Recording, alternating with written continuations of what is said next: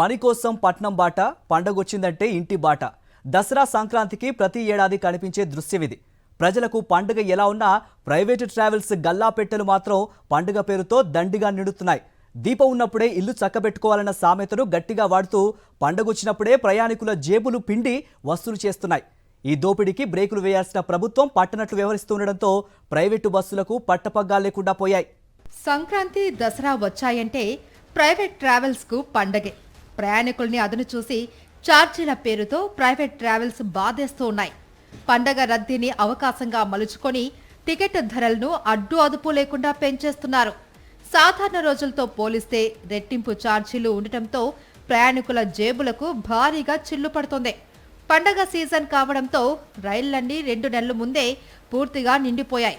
RTC నడిపే ప్రత్యేక బస్సులు డిమాండ్కు సరిపడా లేకపోవడంతో ప్రయాణికులకు ప్రైవేటు బస్సులే దిక్కవుతున్నాయి.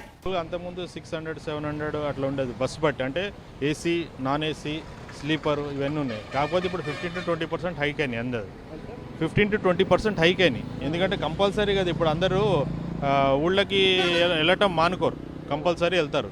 కాబట్టి వాళ్ళు ఇప్పుడు మనం ఏం అనలేము వాళ్ళకి, ఎందుకంటే వాళ్ళకి ఇప్పుడు ఇదే సమయం కదా బస్సులు ఇది చేసుకోవడం, కొద్దిగా ఎంకరేజ్ చేసుకోవడానికి.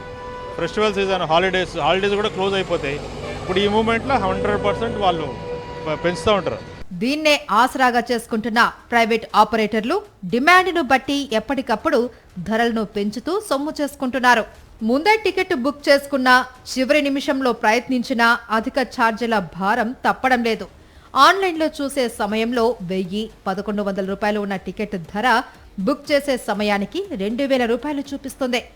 ఏపీ ప్రభుత్వం దసరా నేపథ్యంలో తగినన్ని ఆర్టీసీ బస్సులు ఏర్పాటు చేయకపోవడంతో ప్రైవేట్ ట్రావెల్స్ దోపిడీ పెరిగిపోయిందని ప్రయాణికుల నుంచి విమర్శలు వ్యక్తమవుతున్నాయి. మరోవైపు రవాణా శాఖ అధికారుల పర్యవేక్షణ కూడా పూర్తిగా కొరవడింది. కనీసం ప్రైవేట్ ట్రావెల్స్ పై కేసులు నమోదు చేసే సాహసం కూడా చేయడం లేదు. దీంతో రేట్ల వ్యవహారంలో ప్రైవేట్ ట్రావెల్స్ ఆడిందే ఆట, పాడిందే పాటగా పరిస్థితి మారిపోయింది.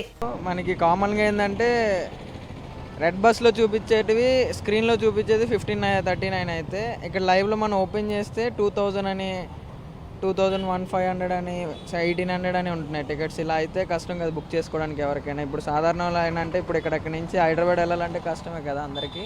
అందరూ ఇబ్బంది పడేలా రేట్స్ పెంచేస్తున్నారు చేస్తున్నారు బస్సు వాళ్ళు కూడా. మామూలు రోజుల్లో విశాఖ నుంచి విజయవాడ వరకు 500 నుంచి 600 రూపాయల్లో ఏసీ స్లీపర్ టికెట్ దొరుకుతుంది. అదే హైదరాబాద్ కు 1000 రూపాయల్లో సీటు లభిస్తుంది. దసరా పండుగ నేపథ్యంలో ఈ రేట్లు అమాంతంగా పెంచేశారు. విశాఖ నుంచి విజయవాడకే 1000 రూపాయల నుంచి 1200 రూపాయల వరకు వసూలు చేస్తున్నారు. అదే హైదరాబాద్ కు వెళ్లాలంటే 2000కు పైన వదులుచుకోవాల్సిందే. ఇక హైదరాబాద్ నుంచి ఏపీ వెళ్లే బస్సుల గురించి చెప్పాల్సిన పని లేదు. ఏ ప్రైవేట్ ట్రావెల్స్ బస్సు తీసుకున్నా కనీస ధర 2000 నుంచే మొదలవుతుంది.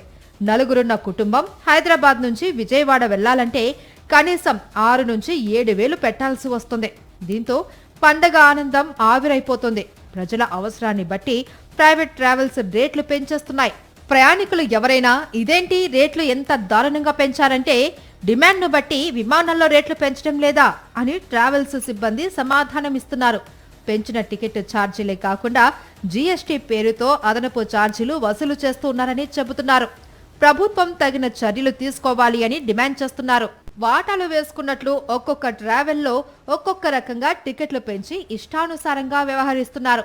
పెరిగిన ఛార్జీలతో ప్రజలు ఇబ్బందులు పడుతున్నా కనీసం ప్రభుత్వంలో చలనం లేదు. పండగ దోపిడీని అడ్డుకోవాలి అన్న కనీస ప్రయత్నం చేయడం లేదు. దీంతో ట్రావెల్స్ ఎంత చెబితే అంత వదులుచుకోవాల్సి వస్తోంది.